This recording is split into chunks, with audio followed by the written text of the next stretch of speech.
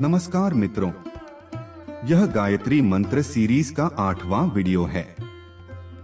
गायत्री मंत्र का तात्विक विवेचन। ओम भूर्भुवः स्वः तत्सवितुर्वरेण्यं भर्गो देवस्य धीमहि धियो यो नः प्रचोदयात्। आर्ष ग्रंथों में गायत्री मंत्र, यह महामंत्र वेदों में कई बार आया है। ऋग्वेद में 6, 62, 10, सामवेद में 2, 8, 12, यजुर्वेद में 3, 35, 22, 9 से 30, 2, 36, 3, अथर्ववेद में 19, 71, 1 में गायत्री की महिमा विस्तार पूर्वक गाई गई है। ब्राह्मण ग्रंथों में गायत्री मंत्र का उल्लेख अनेक स्थानों पर है। ऐत्रेय ब्राह्मण में 4, 32, 2 से 5, 5, 6 से 13, 8, 19, 8, कौशिकी ब्राह्मण में 22, 3 से 26, 10, गोपथ ब्राह्मण में 1, 34, दैवत ब्राह्मण में 3, 25, शतपथ ब्राह्मण में 2, 3, 4, 39, 23, 6, 2, 9 से 14, 9, 3, 11, तैत्तिरीय में 1, 5, 6, 4 से 4, 1, 1, मैत्रेयी में 4, 10, 3, 149, 14 में गायत्री की महिमा की गई है। आरण्यकों में गायत्री का उल्लेख इन स्थानों पर है। तैत्तिरीय आरण्यक में 1, 210, 27, 1, बृहदारण्यक में 6, 3, 11, 4, 8 उपनिषदों में इस महामंत्र की चर्चा निम्न प्रकरणों में है। नारायण उपनिषद में 15 से 2, मैत्रेय उपनिषद में 6, 7, 34, जैमिनी उपनिषद में 4, 28, 1, श्वेताश्वतर उपनिषद में 4, 18 सूत्र ग्रंथों में गायत्री का विवेचन निम्न प्रसंगों में आया है।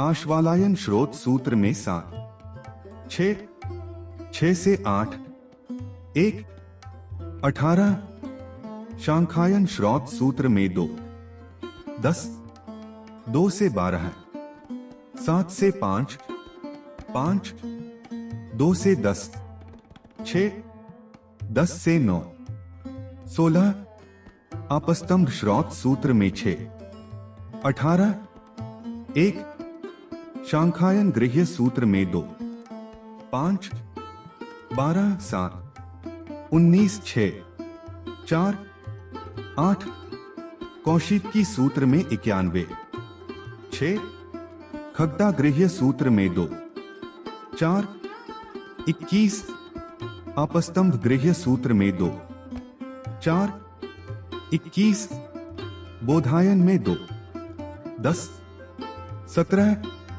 14 मान में 2, 77 ऋग्वेदान में 1, 12, 5 मान 2 में 1, 2, 3 से 4, 4, 8 से 5, 2 में गायत्री की महिमा विस्तार पूर्वक गाई गई है।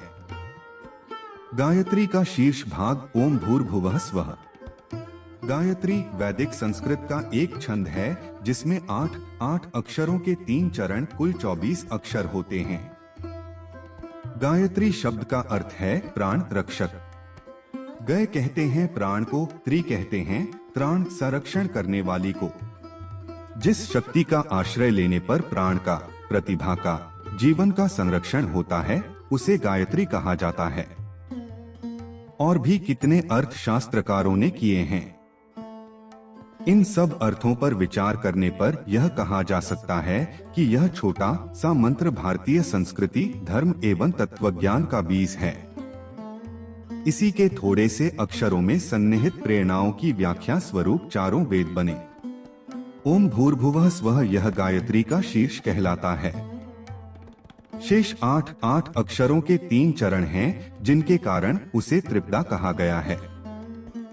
एक शीर्ष 3 चरण, इस प्रकार उसके 4 भाग हो गए। इन चारों का रहस्य एवं अर्थ चारों वेदों में है। कहा जाता है कि ब्रह्मा जी ने अपने 4 मुखों से गायत्री के इन चारों भागों का व्याख्यान 4 वेदों के रूप में दिया। इस प्रकार उनका नाम वेद माता पड़ा। गायत्री तत्वबोध श्लोक 4 से 7 में कहा गया है, ओंकारस्तु परमब्रह्म व्याप्तो ब्रह्मांड मंडले, यह स एवोच्यते शब्द ब्रह्माथो नाद ब्रह्म च, सवेशा वेद मंत्राणा पूर्वं चोच्चारणाद्यम, कारः कथ्यते सर्वैः पाठान्तेपि च सर्वदा। अर्थात कार पर ब्रह्म है, वह निखिल ब्रह्मांड में व्याप्त है। उसे शब्द ब्रह्मा और नाद ब्रह्मा के नाम से भी जाना जाता है। प्रत्येक वेद मंत्र के उच्चारण के पूर्व तथा पाठ समाप्ति के बाद इसे लगाया जाता है। ओंकारस्यैव वर्णेभ्यस्त्रिभ्यस्तु व्याहृतित्रयम् उत्पन्नम यच्च गायत्र्यामोकारान्ते प्रयुज्यते, भूर्भुवः स्वर्यं शीर्षो भागो मंत्रस्य विद्यते, पृथक्त्वाप्यस्य मंत्रस्य प्रारंभेस्ति नियोजन। अर्थात ओमकार के 3 अक्षरों म से 3 व्याहृतियां उत्पन्न हुई। उन्हें भी गायत्री महामंत्र के साथ ओम के उपरांत जोड़ा जाता है। ओम भूर्भुवः स्वः यह गायत्री मंत्र का शीर्ष भाग है। पृथक होते हुए भी इसका मंत्र के आदि में नियोजन होता है। शब्दों की दृष्टि से गायत्री महामंत्र का भावार्थ सरल है। ओम से परमात्मा, भूः से प्राण स्वरूप, भुवः से दुःख नाशक, स्वः से सुख स्वरूप, तत् से उष्ट, सवितुः से तेजस्वी, वरेण्य से श्रेष्ठ, भर्गः से पाप नाशक, देवस्य से दिव्य, धीमहि से धारण करें, धियो से बुद्धि, यह से जो, नः से हमारी, प्रचोदयात् से प्रेरित करें। अर्थात उस सुख स्वरूप, श्रेष्ठ, तेजस्वी, पाप नाशक, प्राण स्वरूप ब्रह्मा को हम धारण करते हैं, जो हमारी बुद्धि को सन्मार्ग की ओर प्रेरणा देता है। ओम प्रणव, ओंकार को ब्रह्मा कहा गया है। वह परमात्मा का स्वयं सिद्ध नाम है। योग विद्या के आचार्य समाधि अवस्था में पहुंचकर जब ब्रह्मा का साक्षात्कार करते हैं तो उन्हें प्रकृति के उच्च अंतराल में ध्वनि होती हुई परिलक्षित होती है।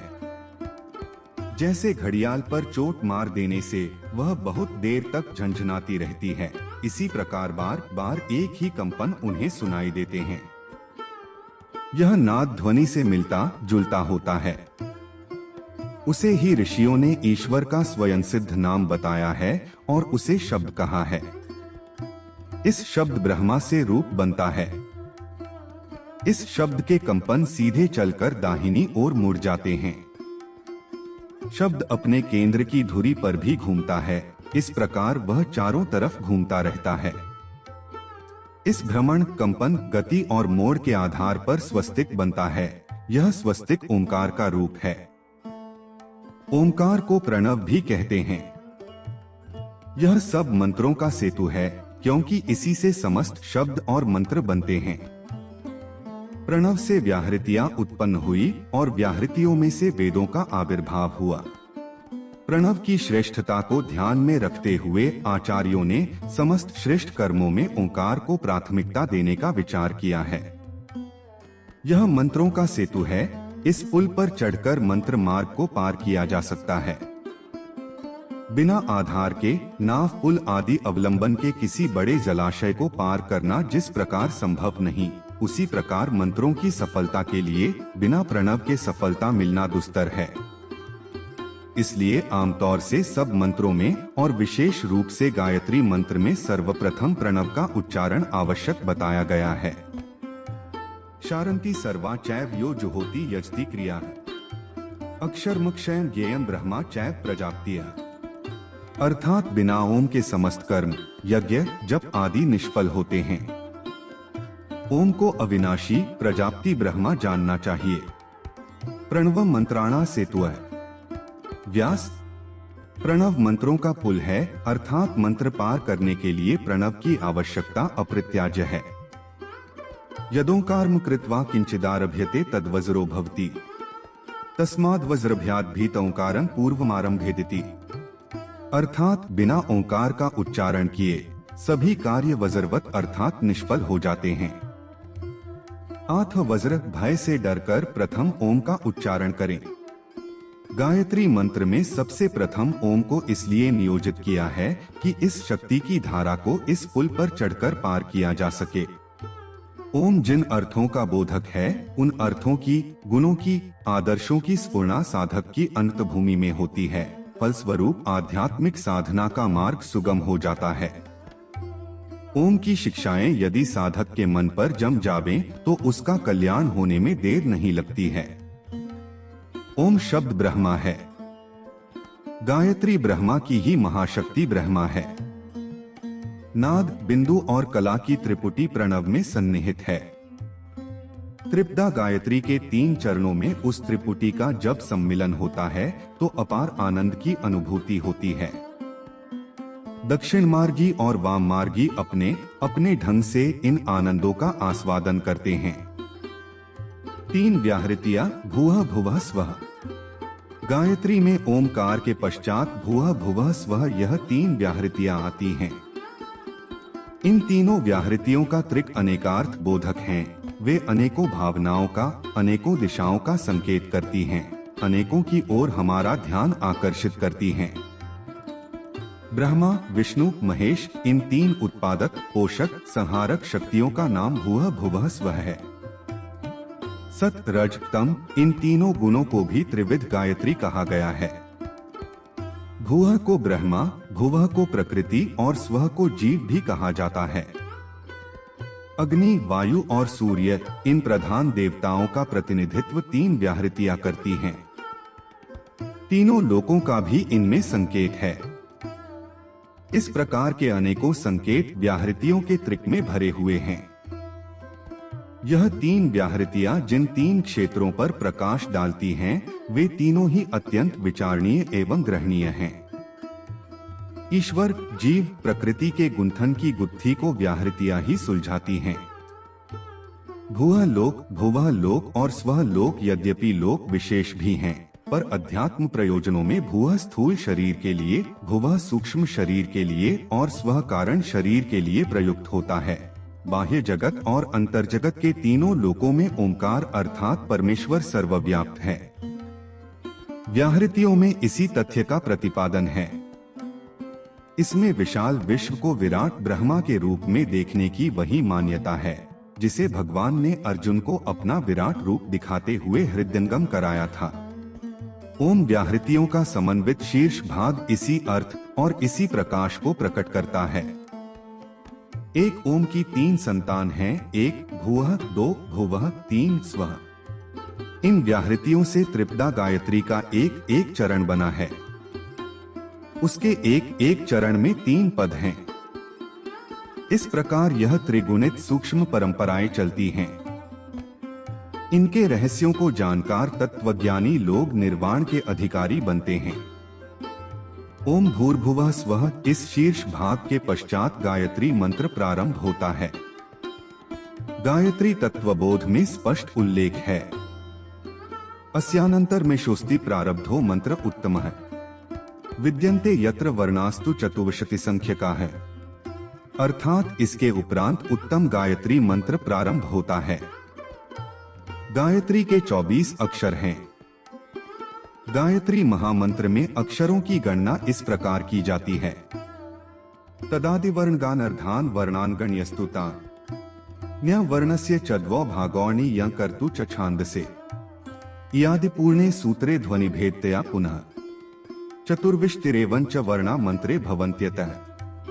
अर्थात गणना में तत् आदि वर्णों में अर्धाक्षरों को नगण्य मानकर उन्हें एक ही अक्षर गिना जाता है।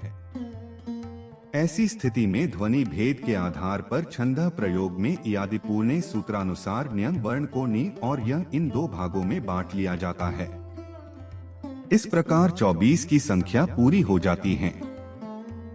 मित्रों, यह इस सीरीज का 8वां वीडियो है।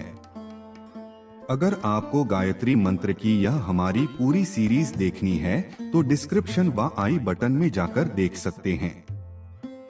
और यह प्रस्तुति आपको कैसी लगी, कृपया अपने विचारों को कमेंट बॉक्स में जरूर व्यक्त करें। अगर वीडियो अच्छी लगी हो तो वीडियो को लाइक करें और अपने मित्रों व सगे संबंधियों के साथ जरूर साझा करें। चैनल को जरूर सब्सक्राइब करें। हम ऐसे ही वेदांत आपके सामने लाते रहेंगे। तब तक के लिए ओम तत्व सत्य।